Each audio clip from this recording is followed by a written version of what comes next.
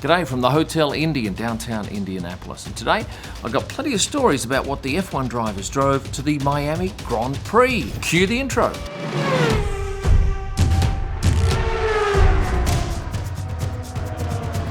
And without further ado, Lewis Hamilton was driving into the track each day in a magnificent red Mercedes EQS. I've never driven one of these, but it's a beautiful looking car, and interestingly, on the Sunday, I noticed these marks on the front of the... Now, Lewis wasn't driving, neither was Lloyd or Angela Cullen. They had a designated driver, and he told me that he'd hit something on the freeway. I'm not sure it was while Lewis was in the car, but yes, those marks were there to stay, I think you'll find. Also, Lewis left after Sunday night. He had his car waiting out the front. Lloyd cleared a path. Lewis actually signed a couple of autographs on his way out. And then they took off with a police escort. And a number of the drivers had police escorts. I happen to know both Ferrari drivers, Lewis definitely, and both Red Bull drivers also had police escorts. George Russell, was he driving the same EQS? No, he was driving a GLE 53 silver in colour. He came in with his girlfriend on a couple of days, and his trainer Aleix Casanovas and his manager Harry Soden. Next up, let's go on to the Red Bull drivers, and on my list here I have Max Verstappen. What was he driving? A silver Honda NSX Type S. What a magnificent vehicle this is. Did you know that there were only 350 of these cars made? And I'll tell you a bit more about that, but I like this car because it is an absolute work of art. And while we're speaking about art, I want to introduce you to Masterworks. If you've always thought that it might be a great idea to invest in art, but you weren't super wealthy, you couldn't buy your own Monet or Banksy or Picasso, Masterworks is just the thing for you. At the moment, there's probably just shy of $2 trillion tied up in art, and that market is expected to appreciate by some $900 million by 2026. So if you were thinking, how do I get access to major pieces of art, just buy a little bit of one, and you do that through Masterworks. This is a way for you to invest in blue chip contemporary art without having to fork over the full price for the asset. It's a bit like a syndicate, and Masterworks makes investing in art a very attractive proposal. Of course, past performance is no guarantee of future earnings, but if you have a look at Masterworks' performance since 2017, they've exited 3 different offerings, which have produced net annualized returns of 32% in 2020 and 31% in 2021. Of course, if you don't want to wait until art is sold, Masterworks has a secondary market on their website, which allows you to sell your shares to other owners. If you're interested in Masterworks and you want to gain priority access, there's a link in the description below. If the idea of investing in art appeals, and it has proved to be a very profitable asset class over time, click on the link in the description. Let's get back to that piece of art, the Honda NSX driven by Max Verstappen. Sergio Perez drove exactly the same model car. Yes, there are only 350 of those made. And did you realise that they are hand-built at Honda's Performance Manufacturing Centre right here in the US in Marysville, Ohio. It does 0 to 100 in 2.7 seconds. That's blindingly quick, and it is worth around US $170,000. You might already know that Sergio Perez walked into the paddock with Bad Bunny, a Puerto Rican rapper. Well, I understand that he drove into the track with Bad Bunny, and they too had a police escort. Next up, the Alpine drivers, Esteban Ocon and Fernando Alonso. They did park in the driver's car park. Here's what Esteban was driving, a Chevrolet Tahoe Premier model. It's about $64,000 US in this country. Of course, every driver that drives into the car park must have a special sticker that allows them entry, and I couldn't get over how beautiful the handwriting was on all of the stickers, obviously done by one person. Fernando Alonso, well, he was driving a Chevy Suburban Premier. Fernando drove in with his manager, Alberto, and also his new girlfriend, Andrea Schleger, who works for Service TV. She's a presenter on Austrian TV, and the pair, I think, was the first time they really made a statement that they were actually together. Jumping forward to the Aston Martin drivers, and I thought this paint job on Lance Stroll's DBX was absolutely stunning. The DBX is a mid-sized luxury crossover SUV. It's been on the market for a couple of years, but this paint job is sensational. If you have a look closely, and I don't think the camera does it justice, it's got these specks in it that sparkle in the light. The colour is actually called Reflective Yellow Tang. There are 3 other colours that you can get in that same paint job, and that is Ceramic Blue, Stratus White, or Lime Essence. The car has a 9-speed automatic transmission, and a fancy all-wheel drive system. Does 0 to 100 in 4.5 seconds, and their marketing material suggests that it is a sports car first and an SUV second. Sebastian Vettel was not driving an Aston Martin. What was he driving? He was driving a Ford Edge. I'd never heard of this car, but I can tell you it is a great car to drive. And I know this because I actually rented a Ford Edge at the last race. I love the thing. And what does a car like this cost to rent? I think I paid $258 plus. What pluses? Oh, let me tell you what the pluses are in the US. Well, there's an energy recovery fee over the 5 days of $3.60. There's a state surcharge of $12. There's the tyre battery fee, 18 cents. There's the vehicle license recoup, $4.80.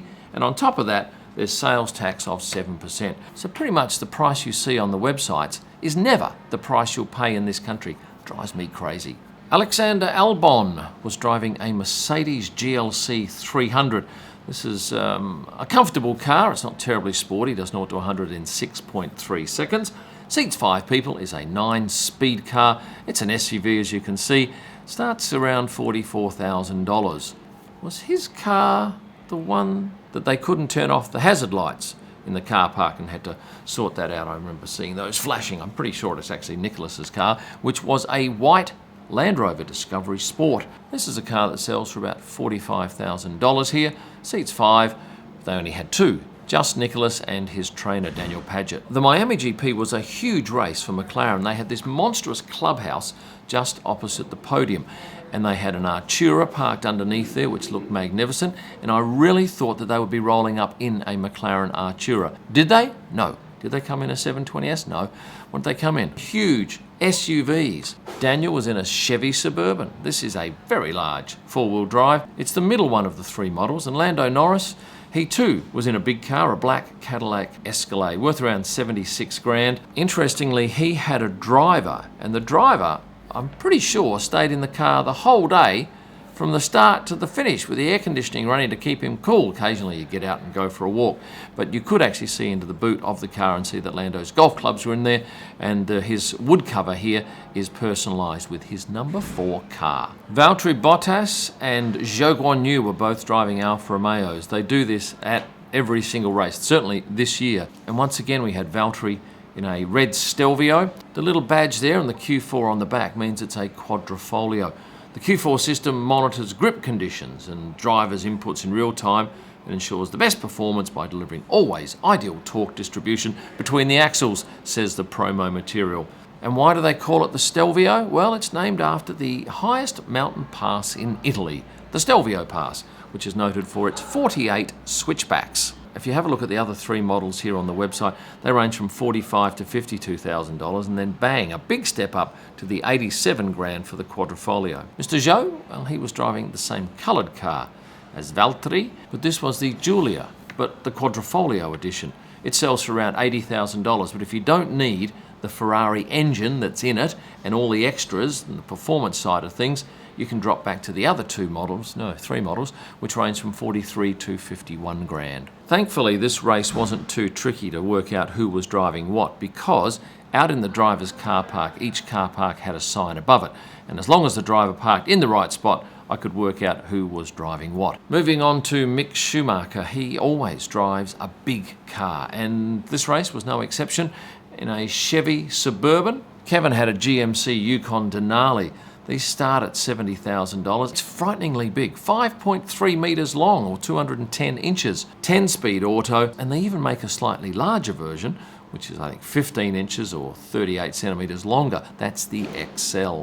2 teams left to go, Ferrari and AlphaTauri. What to do next? AlphaTauri, both boys driving exactly the same car, exactly the same colour. This is the Honda Acura Type S. It's an all-wheel drive vehicle, only manufactured for the US, Canada, Mexico, Panama, China and Kuwait markets. And did you know that Pierre Gasly is behind the wheel for some promotional vision for this car? I didn't know that until he told me, but there you go. There is proof. We've gone through 18 of the drivers, which leaves us with just the last 2. Ferrari drivers Charles Leclerc and Carlos Sainz, both driving the same model Ferrari, the Roma. Carlos was driving the blue car and even put some vision up, I think, on Wednesday prior to the race on his Instagram channel of him driving that car through Miami. And Charles, he was driving the Pearl version of this car, which I don't really like the grille that much, but it's unlikely to affect me since I'm not going to be driving one anytime soon. This is a two-door, 2+2 hardtop coupe, front mid-engine, rear-wheel drive layout, and the name Roma comes directly from ancient Roman mythology. And the vehicle's only been out since, November 2019 it was announced. I do have a couple of other cars on my list here driven by team principals. This one was driven by Christian Horner, an orange Acura MDX Type S. Mike Crack from Alpine driving a Chevy Suburban. And finally, Ross Braun in a titanium Ford Edge, the same car as Sebastian and I drove in Miami. Nearly at the end. Subscribe if you haven't done so, please. Hit the subscribe button. There we go, subscribe. You'll find all of the images that I keep from every race at prostarpics.com. You can download them for editorial or personal use. You can order my F1 photo books at kimillman.com. Same place you'll find merchandise and wall art. And for my best pictures live from the track and all during the week, you'll find them on Instagram at Kim Illman. Thanks for watching and stay passionate.